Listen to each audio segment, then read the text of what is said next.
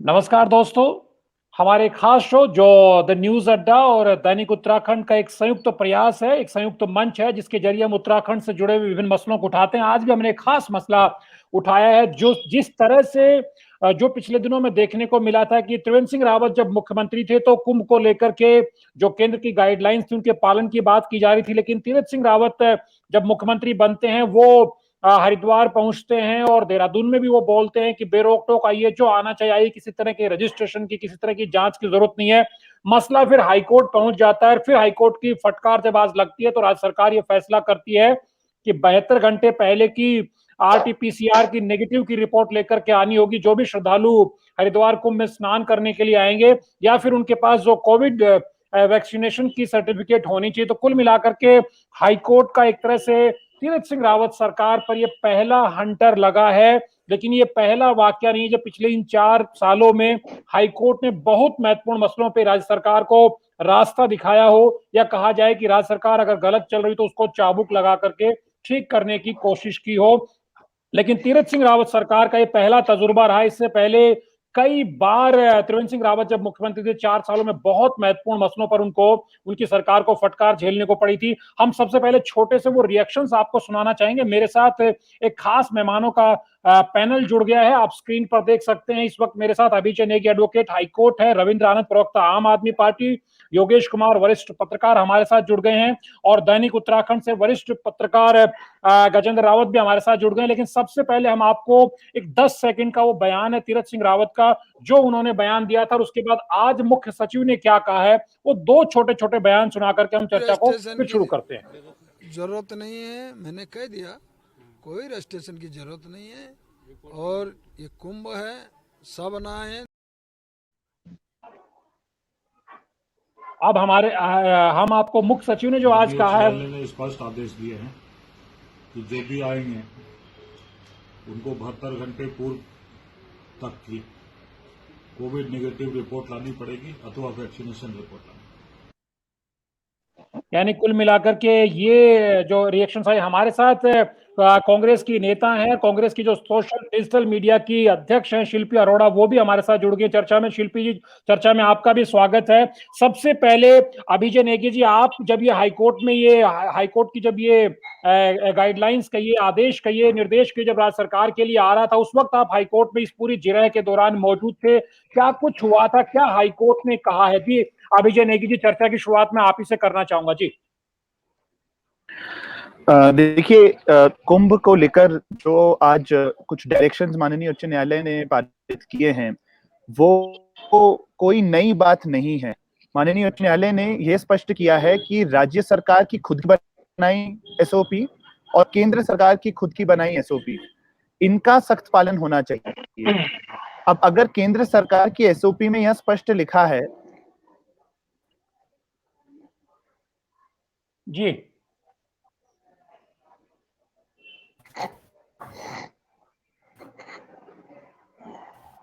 कोई नई बात नहीं कही है। माननीय उच्च न्यायालय ने केवल ये कहा है जो एग्जिस्टिंग एसओपी है उनका पालन करना है। जी अभिजय नेगी जी, आप अपनी बात पूरी कर लीजिए सर। ठीक है, ठीक है। गजेंद्र हाँ रावत जी, जी, आप इसको तो पहला तो मैंने ये कहा कि कोई हाँ, नई बात नहीं कही है, उन्होंने एग्जिस्टिंग गाइडलाइंस के लिए कहा। ठीक है।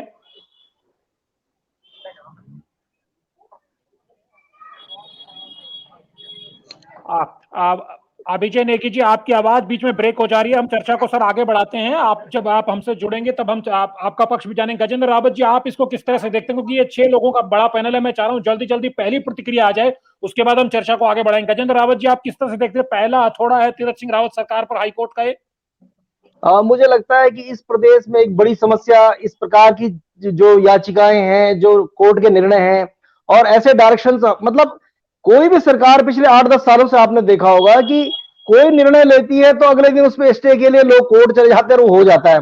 यहां तक कि अगर कर्मचारियों को भी आप ट्रांसफर करते हैं तो वो भी वहां कोई ना कोई बात लेके जाता है और उसको लेके आ जाता है। और जिस प्रकार आज ये पहला मसला उसके संदर्भ में आया कि आपको कोविड की गाइडलाइन का पालन करना, ये तो निश्चित रूप से किया जाना चाहिए था। मुझे लगता है कि तीरथ सिंह रावत ने थोड़ा जल्दीबाजी में वो बात कही, क्योंकि उनको लगा और जो उनके पास फीडबैक था ये बताया जा रहा है कि व्यापार पूरी तरह ठप हो चुका है प्रदेश का, पूरे देश के लोगों का। पिछले 1 साल से बहुत सारे ऐसे लोग हैं जिनको जो है 500 रुपए की आय 1 साल के भीतर नहीं है और लोगों के खाने के लाले पड़े हुए हैं।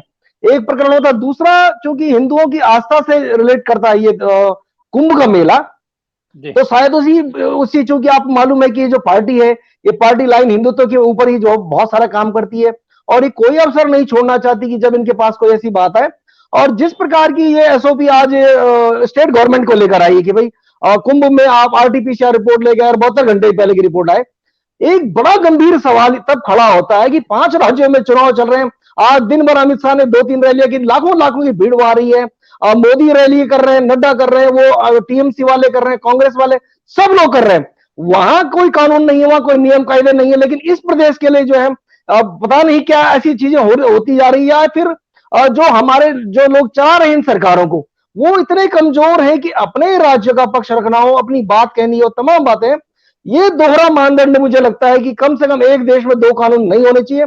और अगर ऐसी एसओपी जारी, तो सबसे पहले आप वहां लगाए ना, 5 राज्यों में जो है हजारों लाखों की भीड़ वहां जो एकजुट हो रही है।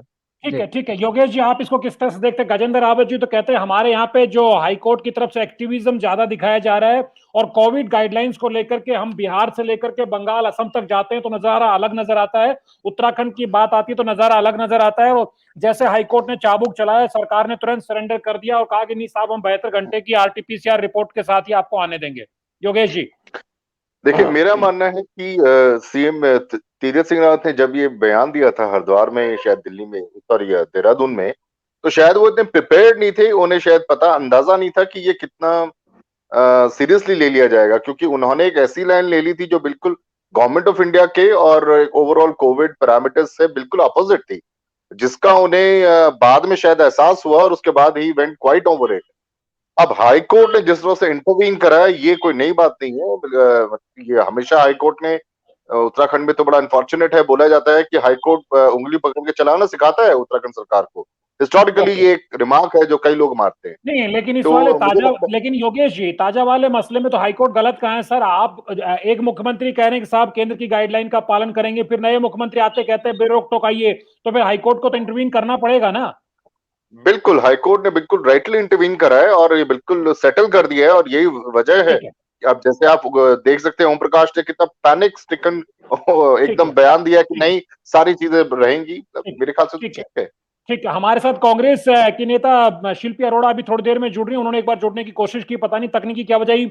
रविंद्र आनंद जी, आप इसको पॉलिटिकली जी किस तरह से देखते हैं? क्या आपको लगता है कि राज्य सरकार चीजों को हैंडल नहीं कर पाती तो मजबूरी में हाईकोर्ट तो आएगा ना?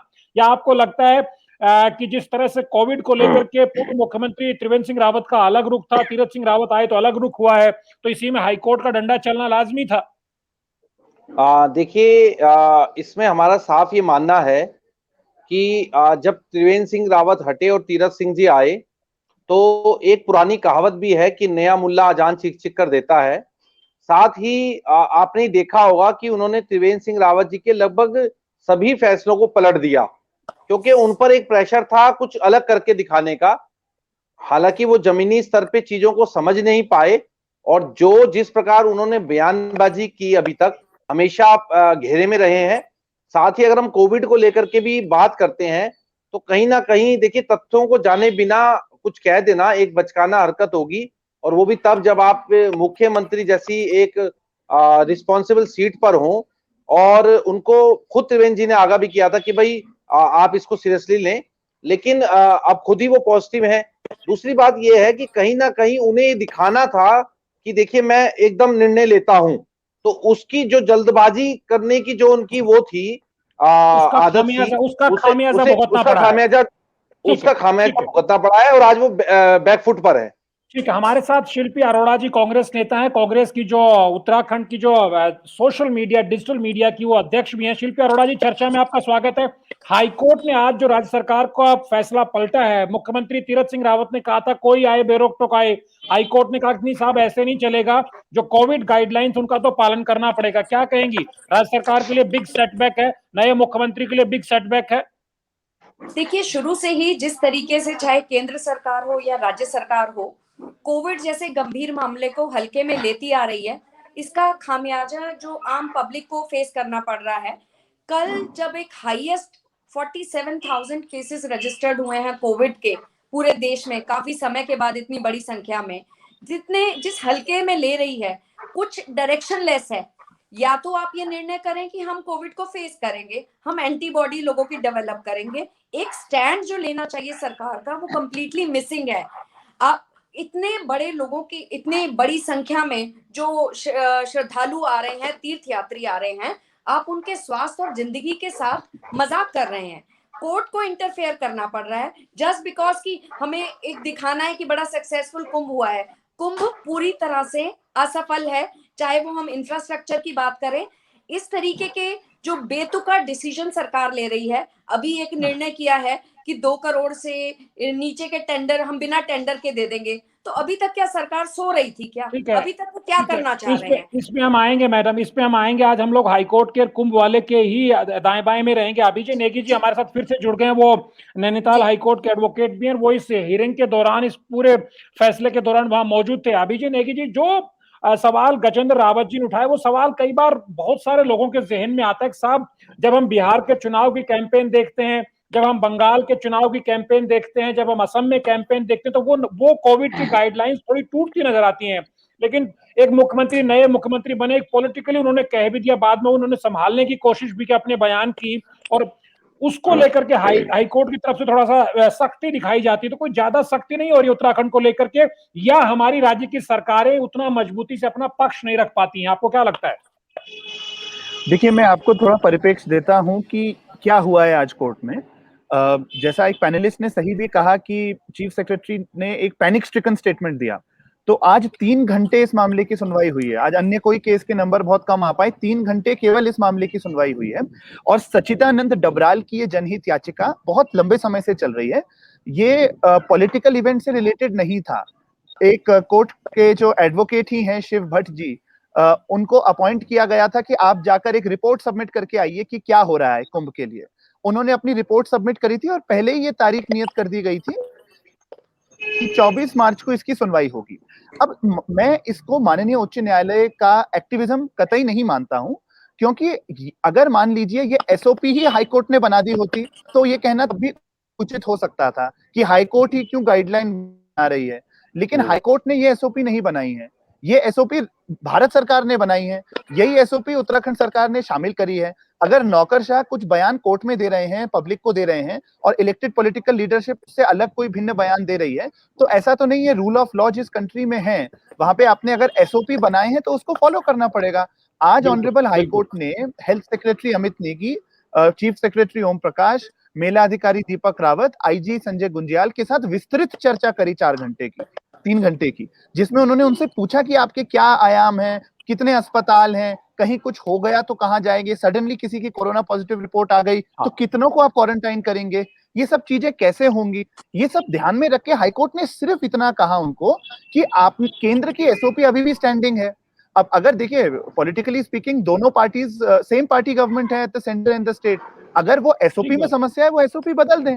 हाईकोर्ट ने तो केवल ये कहा, चीफ सेक्रेटरी की अंडरटेकिंग रिकॉर्ड कर दी कि सेंटर की एसओपी का पालन होगा। कोई नई बात नहीं कही हाईकोर्ट ने। ठीक है, पॉइंट टेकन। आप हमारे साथ जुड़े रहिए अभिजय नेगी जी। गजेंद्र रावत जी, कम से कम इस फैसले में तो हम मानेंगे ना, ठीक है, पहले क्या हुआ तीरथ सिंह के पहले त्रिवेंद्र सिंह रावत की सरकार में, हरीश रावत की सरकार में, इस पे भी हम चर्चा में आगे आएंगे।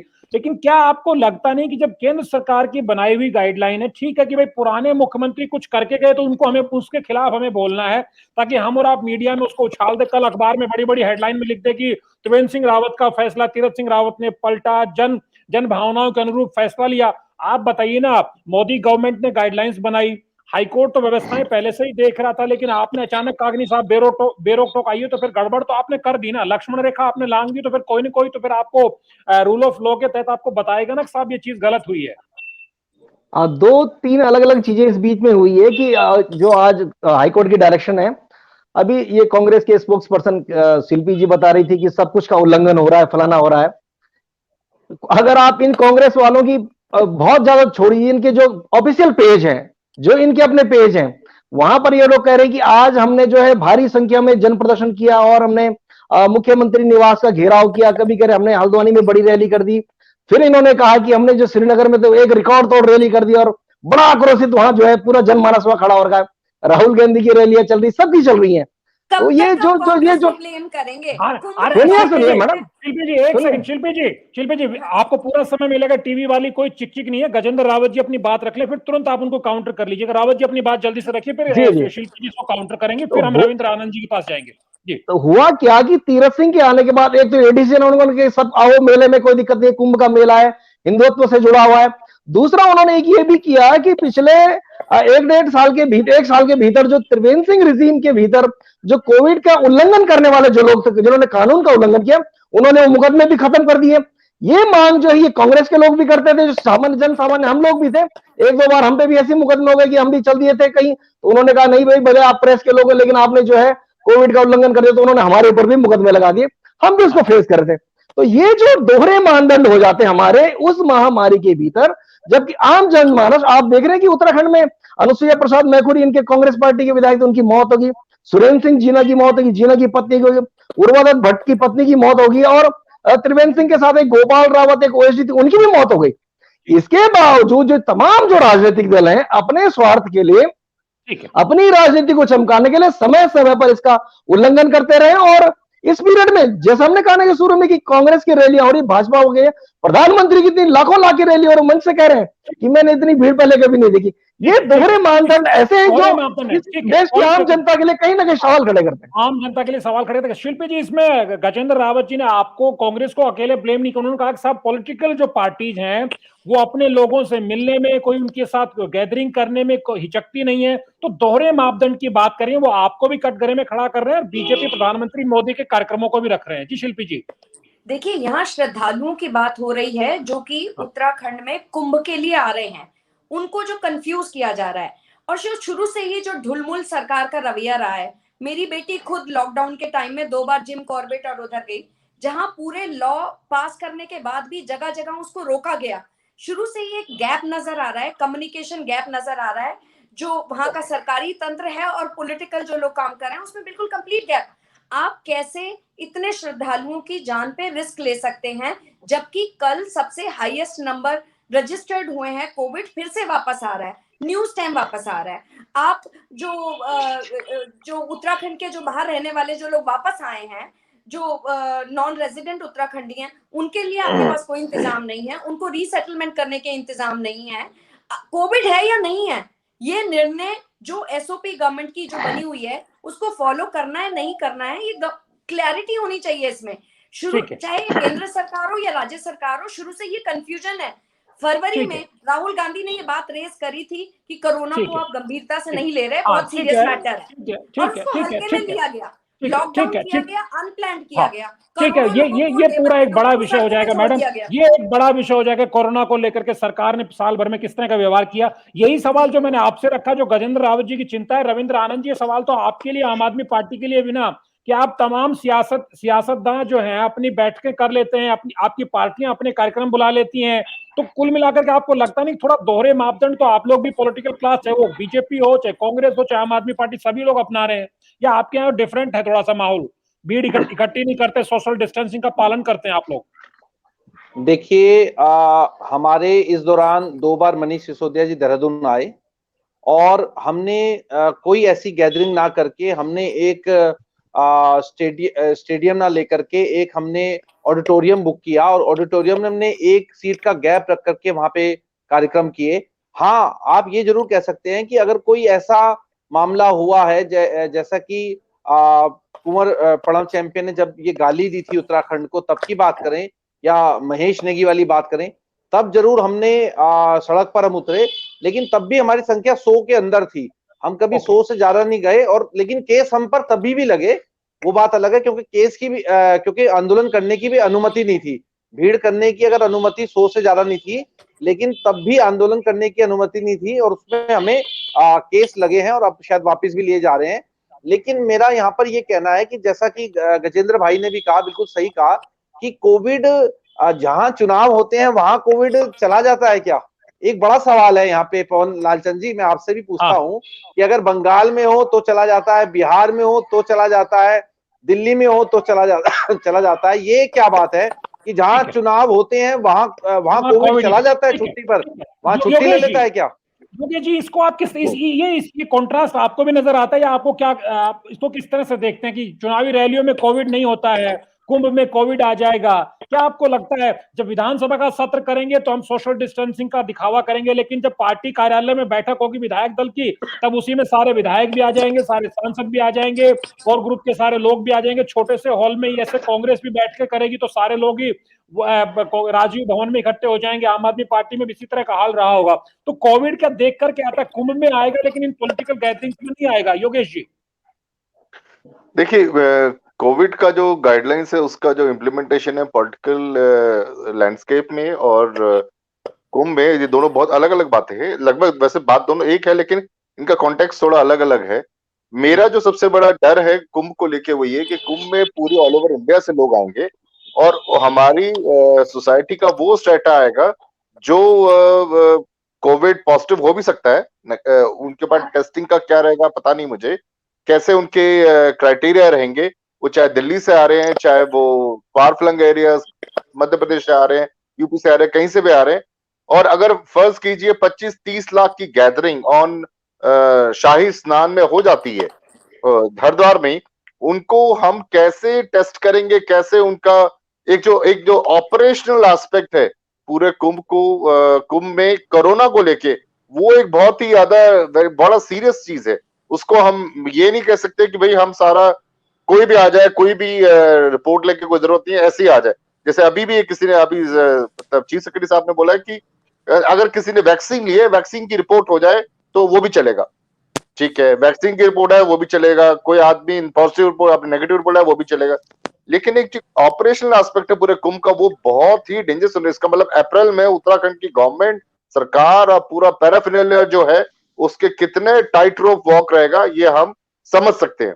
अब आ जाइए पॉलिटिकल एस्पेक्ट पे। पॉलिटिकल एस्पेक्ट पे ये कि जितनी भी रैलीज हो रही हैं वहां कोई सोशल डिस्टेंसिंग नहीं मानी जा रही है, चाहे वो पीएम की रैलीज हो रही हैं, चाहे वो कहीं की भी, चाहे ममता की रैलीज हो रही है, सभी भी।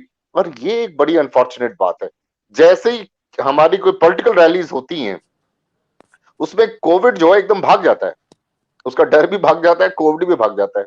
हाँ, लेकिन ये सिर्फ एक मजाक की बात है। जब एक रैलीज हो गई होंगी, वेस्ट बंगाल में कैसे स्पाइक हो रहे हैं कोविड के केसेस, ये एक वर्थ लुकिंग एट होगा अभी आने वाले दिनों में। ठीक है, और ये बड़ा कंट्रीब्यूशन रहेगा, इलेक्शन का ही एक बहुत बड़ा कंट्रीब्यूशन रहेगा उसमें। बिल्कुल ठीक है। इसमें एक थोड़ा सा तकनीकी, मैं अभिजय नेगी जी के पास जाऊंगा, लेकिन उससे पहले छोटी सी जानकारी तमाम अपने बाकी साथियों को भी दे दी जो हमें देख रहे हैं। बीजेपी ने अभी कल एक बैठक के जरिए निर्णय लेना है। बीजेपी कल ये तय कर रही है कि डिजिटल और सोशल मीडिया में उनका पक्ष रखने का पैनल कौन बन रहा है। इसलिए जैसे आज हमारे साथ विपक्ष के दोनों दलों के मेहमान तो हैं, कांग्रेस से भी, आम आदमी पार्टी से भी। बीजेपी के लोग कल बैठक करके निर्णय लेने वाले। नहीं सुन पा रही हूँ, ऑडियो इशू है यहाँ पर। आपकी आवाज मैडम हमें सुनाई दे रही है, लेकिन आपकी आवाज हम लोगों को अच्छे से सुनाई दे रही है। एक बार आप अपना ऑडियो को, हाँ, एक बार आप अपने को एक बार म्यूट करके अनम्यूट करके देख लीजिए। हम आपको सुन पा रहे हैं मैडम, आप जैसे आपने बोला हमारे पास आ रही है, हम आपके पास लोड करके आते हैं। क्या अभिजय नेगी जी, क्या आप पहले तो आप कुछ कहना चाह रहे थे, अपनी बात रखिए, फिर मैं आपसे सवाल रखूंगा। अभिजय नेगी जी। हाँ जी, मैं ये कहना चाह रहा था कि जहां तक वैक्सीन की बात है कि वैक्सीन लगाकर अगर आप आते हैं, तो ये बात भी कोर्ट ने लास्ट में अपने ऑर्डर में लिखाई है। देखिए, कोर्ट जानती है, ऑनरेबल हाई कोर्ट ये बात जानती है कि ये कितना एक इनकन्वीनियंसिंग प्रोसेस होने वाला है सबके लिए। बहुत सेंसिटिव है ऑनरेबल कोर्ट भी इसके लिए। बहुत कोशिशें करी गई। आज 3 घंटे में बार बार एम्फसाइज कर रहा हूँ, 3 घंटे मंथन जो है सारे जजेस ने और चीफ सेक्रेटरी, हेल्थ सेक्रेटरी, मेला अधिकारी, आईजी, इन सब के साथ मिलकर यही कर रहे थे कि हम कैसे जो है आस्था का भी ख्याल रख ले। एक पेंडेमिक भी चल रहा है। आप एक बात देखिए, ये सारे प्रश्न सब लोग उठा रहे हैं कि रैलीज हो रही हैं, कितनी सारी चीजें हैं, बिल्कुल सार्थक प्रश्न है, वाजिब प्रश्न है, लेकिन अल्टीमेटली हम एक पेंडेमिक में तो है ना। अब ये किस्मत की बात है कि किसी कोविड पॉजिटिव से किसी को हो गया और नहीं हुआ, बट क्या एक honourable court of law, rule of law based country में अलाउ कर दे कि biggest gathering in human kind जो होती है ऑन दिस प्लेनेट, वो आप कर लीजिए पैंडेमिक में और ऐसी आ जाइए, ऐसी चले जाइए? बहुत सारे सवाल उठे थे। हियरिंग में सवाल उठा था कि क्या मास्क, एक सवाल ये आया जो जो तमाम लोगों का भी कहना है कि जैसे जब बंगाल में, बिहार में, असम में कहीं भी पॉलिटिकल गैदरिंग्स हो जाती हैं, दिल्ली में हो जाएंगी, उत्तराखंड में भी हो जाएंगी, लेकिन कुंभ को लेकर के तो आप क्या जुडिशरी इसको किस तरह से देख रही है? क्या ये संज्ञान में है क्या चीजें की पॉलिटिकल क्लास ऐसा होली मिलन कार्यक्रम कर लेंगे, हम जी, अपने ये पार्टी संज्ञान में कार्यालयों में है। बड़े मैं बड़े आपको कार्यक्रम कर लेंगे? दो उदाहरण देता हूं आज की सुनवाई से। पहला, जब मुख्यमंत्री जी का स्टेटमेंट आज ऑनरेबल कोर्ट में रीड आउट करने की कोशिश की गई तो कोर्ट उसमें नहीं गई। कोर्ट ने कहा क्या सेंटर की एसओपी विड्रॉ हो गई? सेंटर की एसओपी विड्रॉ नहीं हुई। तो कोई पॉलिटिकली लोडेड स्टेटमेंट आपको ऑर्डर में भी नहीं दिखेगा। दूसरा, जो आपने होली मिलन का या रैली का कहा, ये बात उठा और ये बात उठी, और मथुरा में जो होली का पूरा कार्यक्रम जिस तरीके से हुआ उसकी भी बात उठी, ये सब चीजें हुई।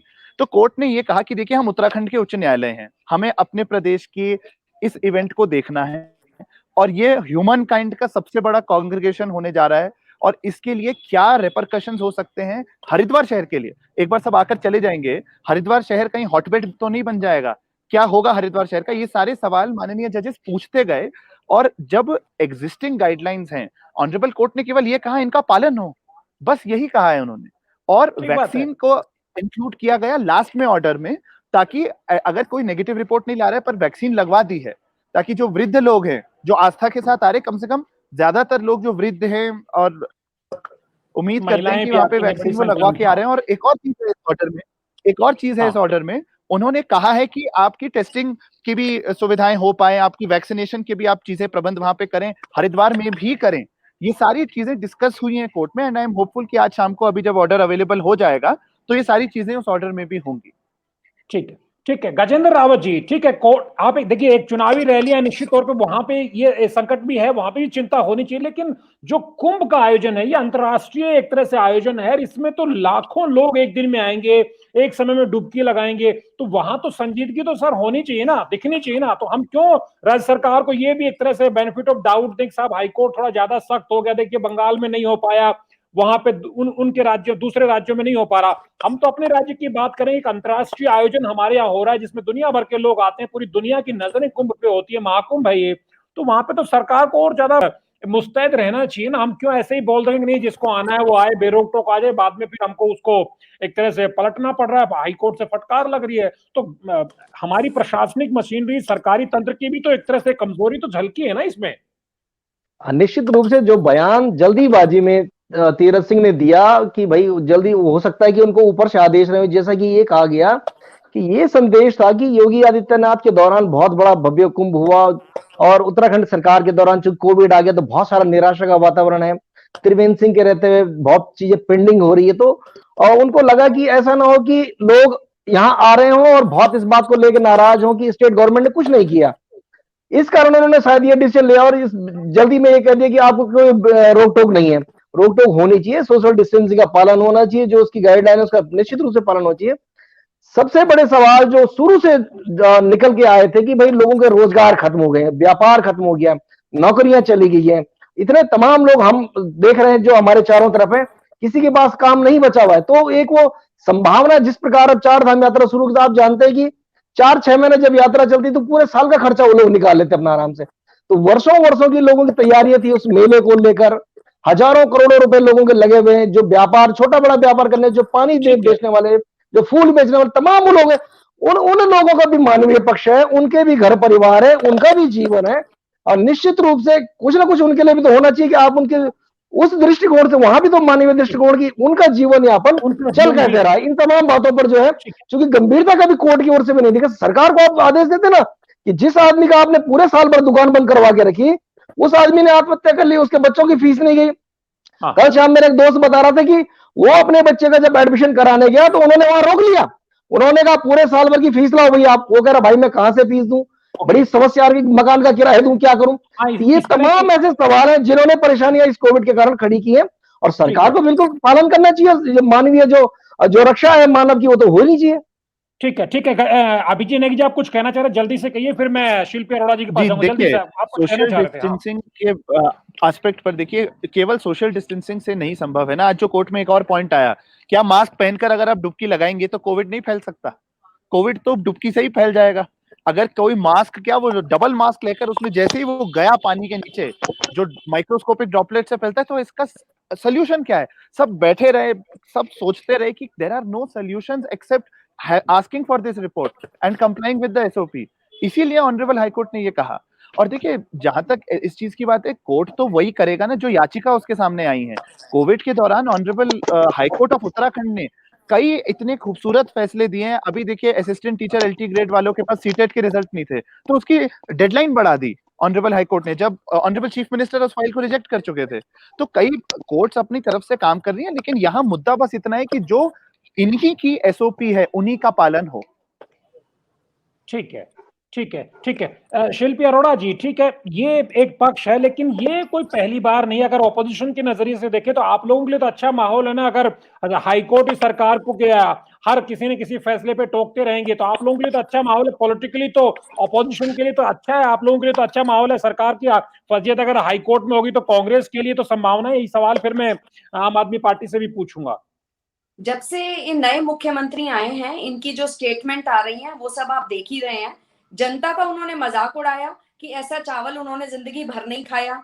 फिर उन्होंने 20 बच्चों की बात करी, फिर उन्होंने फटी हुई जीन्स की बात करी, फिर उन्होंने कुंभ के ऊपर बेतुका जो बयान भी दिया और एक बेतुका एसओपी लागू करने की बात करी, जो कि उनकी खुद की सेंट्रल गवर्नमेंट के साथ में टैली नहीं करती थी। बिल्कुल, ये तो मतलब किस तरीके का मुख्यमंत्री लाए हैं मुझे समझ में नहीं आता। TSR 1 पहले तिरदा और दूसरे तिरदा में कोई फर्क नहीं नजर आता। उनका बेटर वर्जन कहते हैं, हम इनको TSR 0.2 बोलते हैं, क्योंकि ये उनसे भी ज्यादा जो है। आप लोग भी चेहरा तो आप लोग भी लेके नहीं आ पा रहे ना, लेकिन आप लोग तो पहले वाले के सामने भी चेहरा लेकर के नहीं आए और इसके सामने भी आप लोग चेहरा कहाँ ला रहे हैं? आप लोग तो इनसे ही डर रहे हैं।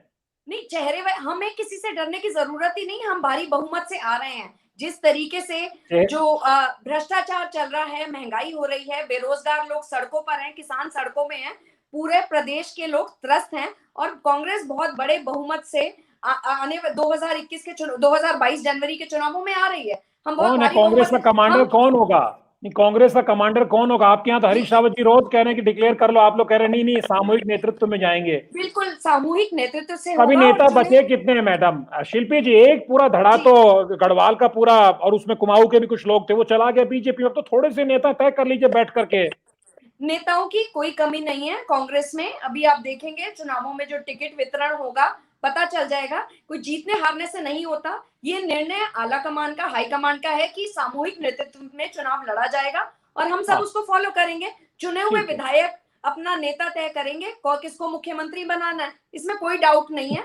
रावत जी बहुत वरिष्ठ नेता है और उनका सुझाव था ये, तो उनका सुझाव मानना नहीं मानना ये केंद्रीय नेतृत्व की जिम्मेवारी है और हमारी पार्टी में कोई फ्रैक्शन नहीं है। सब लोग मिलजुल कर चुनाव करेंगे। ये अच्छी बात आपने की। आपकी पार्टी में कोई किसी तरह का फ्रैक्शन नहीं है। एक नई बात आई है पवन जी, इस चर्चा के बीच में एक नई बात ये आई है कि कल हरीश रावत जी ने देहरादून में एक बड़ी जो है होली मिलन कार्यक्रम करवाया और खूब सारे लोग जोड़े, खूब मिठाइयां बटी, गुलाल उड़ा और अभी अभी हरीश रावत जी पॉजिटिव आ गए हैं। ये बड़ी समस्या है कि अब उन्होंने कल कार्यक्रम किया, लोग जुड़ा दिए और अब लोगों की जान पे आफत। मतलब हम लोग जो लापरवाही बरत रहे हैं, उसका एक ताजा उदाहरण अभी सामने आ गया है। नहीं तो ऐसा क्या तीरथ सिंह जी के साथ नहीं था? वो इतना बड़ा कार्यक्रम बिल्कुल हम कब मना कर रहे हैं, वही तो है। तो ये तो जो मैडम कोरोना तीरथ सिंह रावत या हरीश रावत को नहीं देखेगा ना, वो तो हम आप जो भी चूक करेंगे उन्हीं को, इसलिए तो हाईकोर्ट फिर सही माना जाएगा। ये तो अपनी सुरक्षा का हमें खुद व्यवस्था करनी है। अपने हाथ धोने हैं, अपना मास्क पहने, तो हम सबके हाथ में है। लेकिन पवन जी, एक बात मैं यहाँ जरूर कहना चाहूंगी, पॉलिटिकल रैली को लेकर तमाम बातें आ रही हैं। हम लोग एज कांग्रेस पार्टी हमेशा सोशल डिस्टेंसिंग के लिए लगातार अपील करी है। और एक बात और मैं बताना चाहती हूँ, फोटो के टाइम पे फोटोग्राफर्स हमें खुद कहते हैं, मैं खुद कई ट्रैक्टर रैली, बैलगाड़ी रैली में पार्टिसिपेट किया है, फोटोग्राफर्स कहते हैं मैडम विजुअल के लिए आप प्लीज हटा दीजिए, लोग पहचान नहीं पाएंगे। तो कई बार ऐसा होता है आप लोगों के पास जो विजुअल्स आते हैं वो समय के होते हैं जब फोटोग्राफर हमें खुद कहते हैं कि आपको पहचानेंगे कैसे, आप कृपया मास्क हटा दीजिए। ऐसा नहीं है कि हम लोग कोविड गाइडलाइंस फॉलो नहीं करते हैं। नहीं मैडम, जो जो जो कल की तस्वीरें थी जो हरीश रावत जी की, जो उसकी, ये मत कहिए अभी मुझे, फिर वो डाउनलोड करके इसमें चलानी पड़ेंगी, मैं उनको चला सकता हूँ आप कहें तो। सब आपस में सट सट करके वहां पे फोटो भी बन रही है। मास्क हरीश रावत जी को जरूर था, एक दो लोगों को जरूर था, लेकिन देखिए जो गजेंद्र रावत जी ने कहा, जो अभी सोशल मीडिया में ये ब्रेकिंग आ गई, हरीश रावत जी कोविड पॉजिटिव है। और कल की मेरे ख्याल से होली मिलन से पहले वो कोट द्वार में भी किसी कार्यक्रम में थे गजेंद्र रावत जी। जी तो जी ये परसों हाँ परसों योगेश जी, मैं रविंद्र आनंद जी के पास उससे पहले आपका कमेंट लेना चाहूंगा। ये जो एक तरह से जो अपने आप में अपडेट आया है, पहले तीरथ सिंह रावत जी को आपने देखा, वो हरिद्वार में लगातार 3-4 उनके कार्यक्रम लगे, फिर कुछ जिलों में गए, रामनगर में भी गए, उसके बाद वो कोरोना पॉजिटिव हो गए।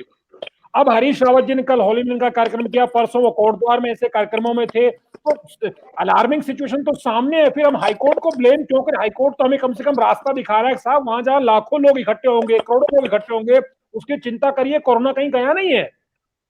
देखिए, ऑनरेबल हाईकोर्ट ने जो डिसीजन लिया है बिल्कुल ठीक लिया, उसमें हमें कोई भी किसी को भी कोई डाउट नहीं होना चाहिए। लेकिन मेरा जो बार बार कहना है वो ये कि जो कुंभ हो रहा है, कुंभ के टाइम पे इतने बड़े बड़े चैलेंजेस जो उत्तराखंड गवर्नमेंट को होंगे, इसका आप अंदाजा भी नहीं लगा सकते। आप मानिए 10 लाख साधु आएगा, कितना साधु है जिसको आप पकड़ के आप उसका नेगेटिव टेस्ट रिपोर्ट ले सकते हैं? कितने साधु है जिनको जिनको उनको अपने राज्य में उनको वैक्सीन लगवाई गई होगी? मुझे डाउट है। ये इतना हिमंगस टास्क करने वाला है उत्तराखंड की गवर्नमेंट के अंदर। उत्तराखंड गवर्नमेंट कैसे कुंभ को संभालेगी ये राम जाने। अब आ जाइए जो पॉलिटिकल ये हमारे पास न्यूज आ रही है, जैसे अभी गजेंद्र ने बोला है, देखिए हम लोग कितने ज्यादा लेथार्जिक हैं इसको लेके, कोविड को लेके। इसका इसी से अंदाजा हो जाता है कि हमारे सीएम जो हैं वो पॉजिटिव हो रखे हैं, हमारे जो फॉर्मर सीएम हैं अब वो पॉजिटिव हो रखे हैं। उन्होंने कितनों को पॉजिटिव करा होगा वो अब आने वाला समय बताएगा। एक टाइम था हमारे तो कैबिनेट मिनिस्टर थे सतपाल महाराज, वो भी पॉजिटिव थे, उनका घर में क्वारंटाइन हो रखा था और वो कैबिनेट, मतलब कोविड को लेके हमारे ये जो एक शायद धारणा है मेरे ख्याल से कि जो पॉलिटिशियंस हैं उनको कोविड कुछ नहीं कहेगा। कोरोना की कोई दोस्ती या कोई ऐसा, मतलब वो फेल हो जाता है पॉलिटिक्स के अंदर, पॉलिटिकल एरिया में घुसते ही। ये जो एक माइंडसेट है ये बड़ा अनफॉर्चुनेट है। मुझे नहीं लगता हरीश रावत इतना सीनियर लीडर है, उन्होंने ऐसा करना चाहिए था कि पूरी होली की पार्टी करते और उसमें इतने सारे लोग बुलाते। जैसे आपको पता होगा आरएसएस ने 26 और 27 को फंक्शन करा था, लेकिन उन्होंने कैंसिल कर दिया। मेरे ख्याल से तो जितने भी होली के फंक्शंस होने चाहिए वो कैंसिल ही हो जाने चाहिए, कैंसिल हो जाने कोई चाहिए। पता नहीं। पिछले साल होली मिलन के इस तरह कार्यक्रम नहीं हुए, तो इस बार भी जरूरत नहीं है। हम अगले साल हम कोरोना पे काबू पालेंगे तो हम फिर होली मिलन कर सकते हैं। क्यों रविंद्र आनंद जी, आप लोग भी होली मिलन का कार्यक्रम रख रहे हैं क्या सर, दिल्ली में या देहरादून में?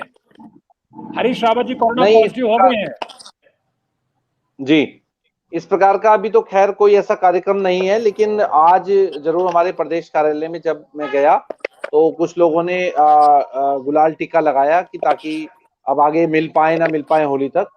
लेकिन इस प्रकार का भी हमारा कोई ऐसा कोई कार्यक्रम नहीं है। और रही बात जो पहले गजेंद्र भाई ने भी कही हरीश रावत जी वाली, तो देखिए अब ऐसा लगता है, देख करके ऐसा लग रहा है कि हमें कोविड के प्रति दोबारा से सावधान होने की आवश्यकता है। हम थोड़ा लापरवाह हो गए हैं। उसमें मैं हम शब्द इसलिए कह रहा हूं क्योंकि ना सिर्फ मैं, ना सिर्फ कांग्रेस वाले, ना सिर्फ बीजेपी वाले, सभी हम में आते हैं। और मुझे लगता है कि हमें सावधान होने की आवश्यकता है, जिससे कि ये महामारी, क्योंकि इसका कोई टाइम पीरियड नहीं है, ना तो ये कुछ दिखता है, ना कोई इसके सिम्टम्स हैं, क्योंकि हर आदमी के अलग सिम्टम्स आते हैं। इसलिए हमें थोड़ा सावधान रहने की आवश्यकता है। और जहां तक कोर्ट ने जो कहा है, कोर्ट की बात का सम्मान करते हुए हम इस बात को मानते हैं कि बिल्कुल कोर्ट ने जो कहा है वो बिल्कुल ठीक है और कोविड की गाइडलाइंस को फॉलो करना चाहिए। और मुझे लगता है प्रशासन और पुलिस भी इसकी सख्ती पर उतरने वाला है, मुझे ऐसा लगता है। उतरना भी चाहिए। लास्ट कमेंट गजेंद्र रावत जी क्या कहेंगे, आखिरी कमेंट सर जल्दी से।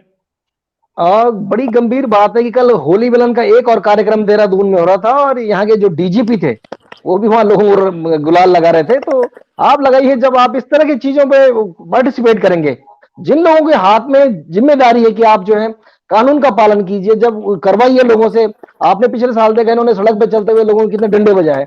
आज जब ये नौबत आ गई तो आप वहाँ गले मिल रहे हैं, ये सब चीजें चल रही हैं। और एक और बात ये भी आ रही है कि हरीश रावत की फैमिली के 4 और लोगों को जो है जी जी इन्फेक्शन की बातें ये आ रही है। जी हाँ, ये भी एक साथी ने कमेंट भी किया है। जी योगेश जी आपका लास्ट कमेंट, उसके बाद छोटा सा कमेंट शिल्पी जी का, और मैं अभिजय नेगी जी का और लूंगा। योगेश जी, ये तो मेरा एक अलार्मिंग मेरा सिचुएशन है, हरीश रावत का कोविड पॉजिटिव होना, जो एक हमारे किसी साथी दर्शक ने, मित्र ने भी कमेंट किया कि उनके परिवार के 4 और लोग कोरोना पॉजिटिव हो गए। हालांकि इसको मैं अभी कंफर्म नहीं कर रहा हूँ, लेकिन ऐसा उन्होंने कमेंट किया है। तो अलार्मिंग सिचुएशन तो है।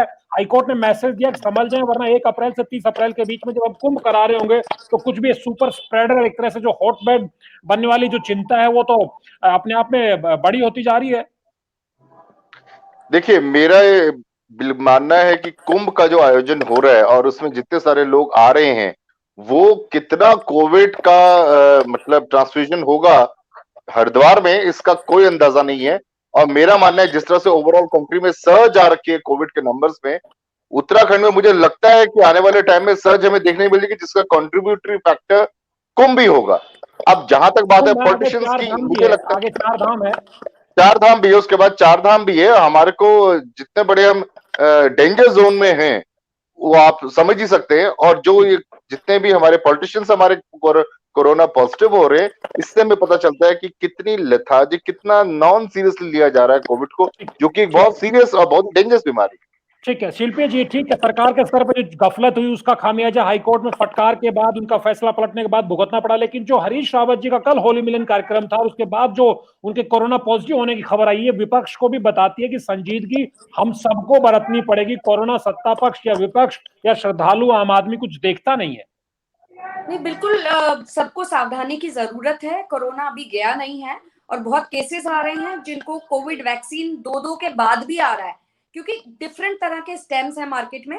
और आपके चैनल के माध्यम से मैं ये मैसेज भी देना चाहूंगी, अगर प्रदेश सरकार सच में कुंभ में टूरिस्ट को बढ़ावा देना चाहती है, आम लोगों का जिनके धंधे बंद हो चुके हैं उनके प्रोत्साहन के लिए काम करना चाहती है, तो उनको RT-PCR का टेस्ट मुफ्त कर देना चाहिए वहां पर, और उसका इंफ्रास्ट्रक्चर इतना बढ़ा देना चाहिए कि 1 घंटे में रिपोर्ट आ जाए। जैसे दिल्ली एयरपोर्ट में व्यवस्था है कि लोग लैंड करते हैं और विद इन 2 आवर्स उनको लाउंज में बिठाया जाता है, अगर ये टेस्ट फ्री कर देंगे और बहुत कम जिसका की रिपोर्ट का फास्ट कर देंगे, मुझे लगता है कि कुंभ में पार्टिसिपेशन बढ़ेगा और सभी श्रद्धालुओं की सेफ्टी भी रहेगी। ठीक है, ठीक है। Abhijay Negi ji, last comment. आप काफी, आपकी तरफ काफी अंधेरा भी हो रहा है, आप नैनीताल में बैठे हुए, लास्ट कमेंट सर आपका। देखिए, मैं तो इसको बहुत सौभाग्य समझता हूँ हमारे देश के लोकतंत्र का कि यहाँ high court, supreme court, constitutional authorities हैं, वरना ऐसा निर्णय जो है पॉलिटिकल लीडरशिप नहीं ले सकती थी, और जो हमारे चीफ सेक्रेटरी है, हेल्थ सेक्रेटरी, उनको मानना पड़ता। तो देखिए, हमें इस बात को समझना होगा कि हम एक पैंडेमिक में हैं और लार्जेस्ट ह्यूमन गैदरिंग कर रहे हैं। तो ये दोनों चीजें जब हम एक साथ बोलते हैं तो इसकी क्या सीरियसनेस है, और इसीलिए जो ऑनरेबल हाईकोर्ट ने आज कहा है वो बिल्कुल सही है। और इसकी अगली तारीख भी उन्होंने 31 मार्च को एक और सुनवाई होने वाली है, ठीक कुंभ से पहले, और उस तारीख तक मेला अधिकारी को रिपोर्ट भी सबमिट करनी है कि उन्होंने क्या क्या चीजों को कंप्लाई किया है, कैसे कैसे किया है। तो अभी 31 मार्च को भी हम देखते हैं कि ऑनरेबल हाईकोर्ट क्या ऑर्डर्स पास करता है। Thank you so much. आप तमाम मेहमान जुड़े, महत्वपूर्ण अपनी बातें रखी, बहुत बहुत धन्यवाद आप सब लोगों का। कुल मिलाकर के मैसेज यहां से यही निकल के आता है, जिस तरह से जो हरीश रावत के कोरोना पॉजिटिव होने की, क्योंकि कल जो तस्वीरें आई थी वो अपने आप में, जब व्हाट्सएप पे वो तस्वीरें गिरी तो चिंता अपनी जहन में जरूर उठी थी कि हो क्या रहा है। लेकिन अब देखिए किस तरह से मुख्यमंत्री हमारे राज्य के कोरोना पॉजिटिव हैं, हमारे राज्य के पूर्व मुख्यमंत्री हरीश रावत कोरोना पॉजिटिव हो गए हैं। अब आप अंदाजा लगा सकते हैं कि कोरोना को लेकर के हम कितनी गफलत बरत रहे थे। हाईकोर्ट ने एक तरह से जो हमको एक हैमर किया है, जो हंटर चलाया है, वो हमें बताता है कि हमको संभलना पड़ेगा, और हम कुंभ का आयोजन करवा रहे हैं तो हमको और ज्यादा संजीदगी बरतनी पड़ेगी अपनों की जिंदगी को लेकर के, और जो तमाम लाखों करोड़ों श्रद्धालु आएंगे उनके जीवन को लेकर के भी। थैंक यू, नमस्कार।